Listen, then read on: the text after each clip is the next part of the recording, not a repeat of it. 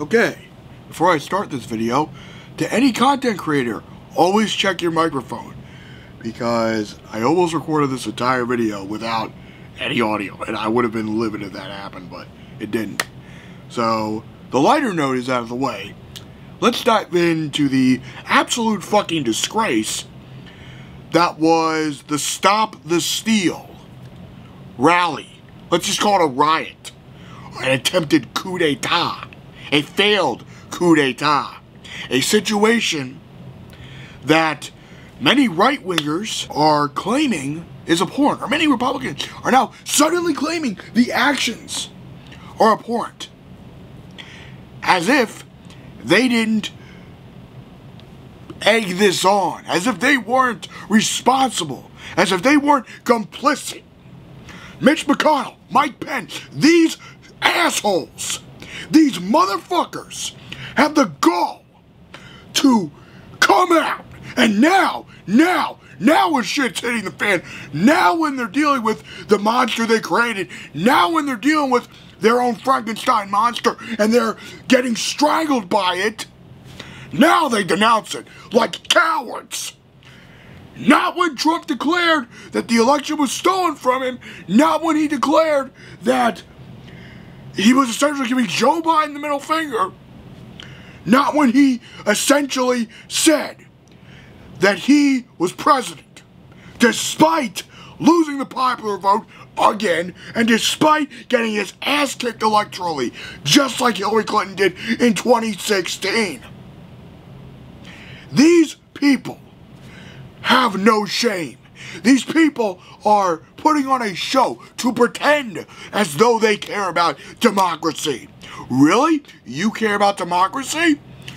Then why the hell didn't you stamp this crap out before it escalated to the point where your fellow congresspeople were put in a situation where they could have gotten killed? Let's look at this really.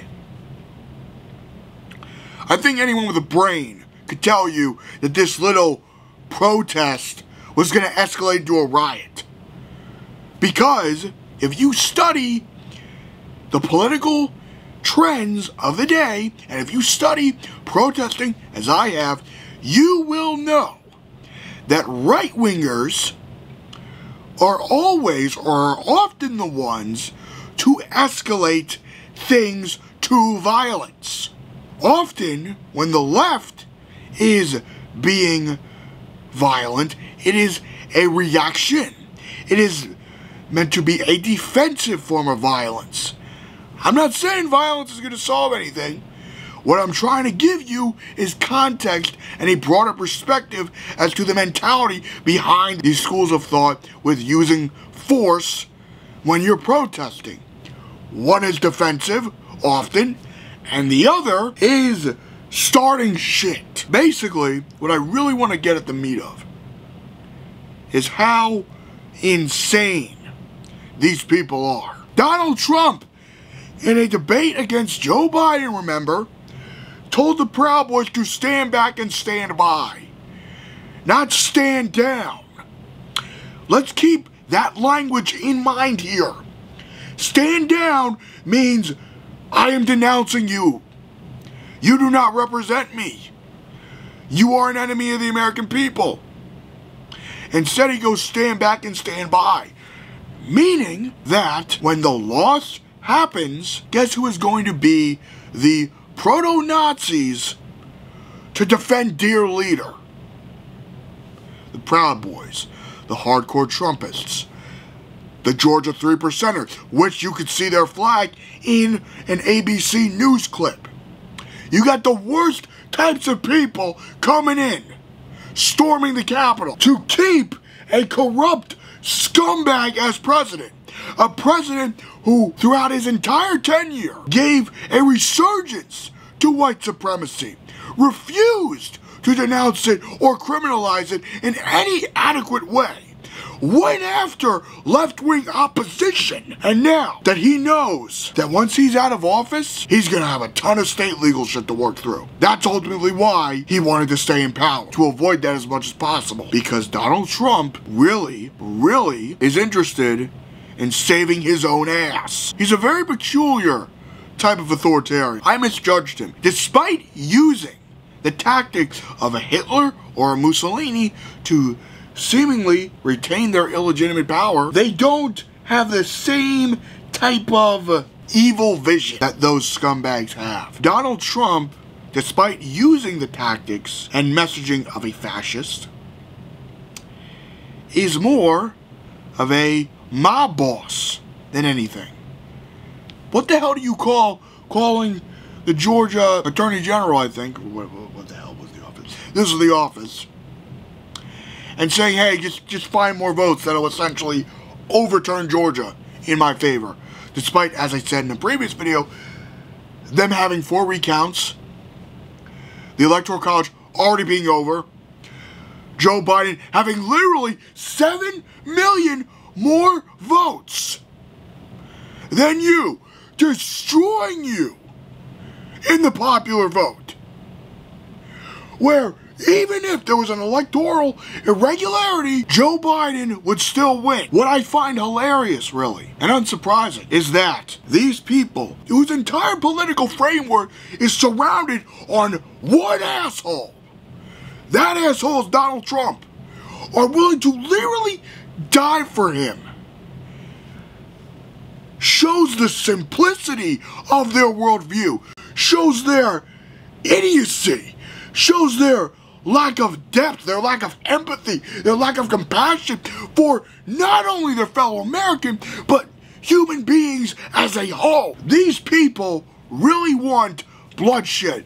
They were willing to kill congresspeople who did not go along with Donald Trump's insanity. What this entire attempted coup was about solidifying the words of a liar, the words of a con man, the words of a wannabe fascist. You cannot get more vile and pathetic than that. What I wonder is if the media is going to label these guys as they are, as terrorists. This is an act of terrorism. This is an act of sedition. This is an act of treason. You cannot reasonably say that a group of people storming the Capitol who were armed and more than likely ready to kill people was not a form of treason against the government. And the person instigating that was the President of the United States. You know, as much as I joke around, as much as I joke about or say things like the chickens are coming home to roost, which is true, especially the Republican Party, because they ran with Trump. They ran with Trump's fascism. They ran with his racist politics. Well, so you can't really have Trump without the Tea Party. I remember a Noam Chomsky interview where he describes exactly the type of person that would become the Republican nominee once the Tea Party really got political power. And the end result was a Donald Trump. It was a demagogue. It was a man who tapped into right-wing populism. Populism that is not designed around helping the impoverished or helping the people of this country or helping the working man or the working woman or the downtrodden. It is populism that pits brother against brother, and it is populism that again continues the vileness of white supremacy at the end of the day. These people need help. You know, as much as I want to go into a rant about how I want these people to suffer to the fullest extent of the law, and to some degree I do, I must remain principled, and I must state that as a principled man, as a principled leftist, I do not believe prison is an effective form of punishment. I believe if these people were to serve substantial prison sentences within our criminal justice system, they would be further radicalized if they weren't more radicalized already. They would join hate groups. They would, if they weren't white supremacists before, they would certainly be white supremacists when they were out of prison. My hope is that once Joe Biden is president of the United States, and once Attorney General Merrick Garland looks at the insanity at hand, that we start reopening institutions of rehabilitation. And we start gradually replacing our prison system. Now, these people are the extreme in what I'm talking about. And they're evil, make no mistake. But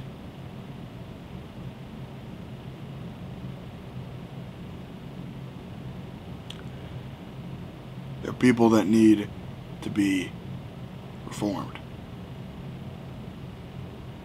We don't need to have these scumbags come out worse than when we put them in. You know, whatever the consequences are, I hope they're ready to go through the hell that is the legal process in the United States. I hope they're ready to deal with that. I hope they are ready to serve long prison sentences for what they did. And they better hope that the Biden presidency will be somewhat empathetic towards not only their pathetic plight, but the plight of non-violent prisoners suffering within the United States. It's hilarious to me that the Republican Party now they freak out when it comes to their door. When Charlottesville happened, don't say a damn thing. When every other white supremacist attack that was instigated by the Proud Boys happened, don't say a damn thing. Don't denounce it. Don't delegitimize it. Don't ever speak out against Donald Trump when he's a threat, when he has power. Don't show any semblance of a spine.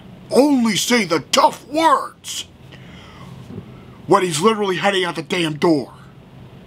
Cowards.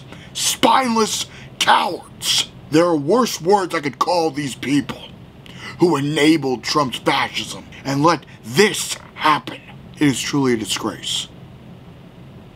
It is disgusting, and it is rage-inducing. Because someone could have gotten killed.